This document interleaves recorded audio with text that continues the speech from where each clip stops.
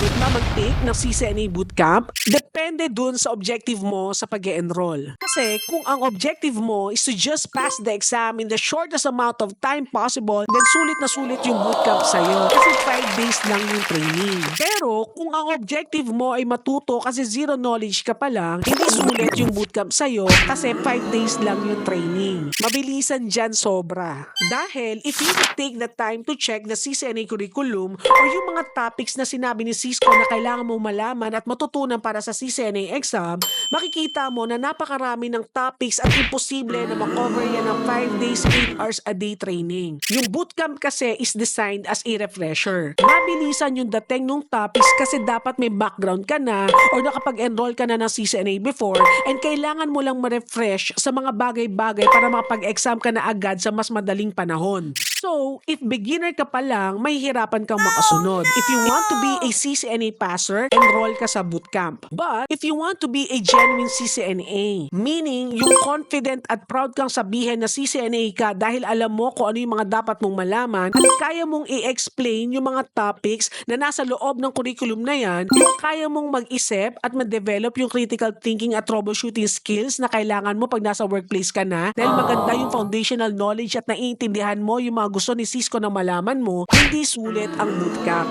At hindi yan ang makukuha mo doon. Kung yung mga nabanggit ko, ang objective mo, go for slow-paced trainings. Dalawa yung option mo sa slow-paced trainings. Face-to-face or online, pili ka. Pag face-to-face, punta ka sa mga Cisco accredited academies like Mapua and Meralco Institute. Pag online, meron din yan sa cisconetacad.com, meron sa Udemy, meron sa CBT Nuggets. Kung gusto mo naman ng Tagalog online, meron kaming CCNA sa courses.mnet-it.com. Ang difference ng slow pace is, lahat ng mga topics covered yan from the very basic to advanced. And mas marami kang mga hands-on labs na magagawa to reinforce yung learnings mo and mai-apply mo sa configuration yung mga pinag-aralan mo. Kung slow-paced online courses naman, katulad ng offered ko sa Mnet, ang maganda naman dyan is self-paced siya. Depende dun sa available time mo kung ano ang maiaalat mo sa studies mo and pwede mong ulitin yung mga topics na gusto mong balikan. Ganun din, mas marami kang mga hands-on labs na magagawa and more on real-world implementation yung mga labs na kasama dun sa training para makita mo kung paano ginagamit real-world yung mga pinag-aaralan mo sa CCNA. So ang tanong, sulit ba kumuha ng CCNA Bootcamp? Kung may background ka na at nagmamadali ka mag-exam, sulit na sulit ang CCNA Bootcamp. Pero kung zero knowledge ka, I suggest go for slow-paced trainings and courses to maximize yung monetary and time investment mo. At kung nag-umpisa ka pala mag-aral sa CCNA, meron akong mga free CCNA courses na merong free certificate of completion sa courses.mnet-it.com. Register ka lang and click enroll for instant access dun sa mga courses na yon. Don't forget to like, follow, and share for more CCNA tips. Until next time.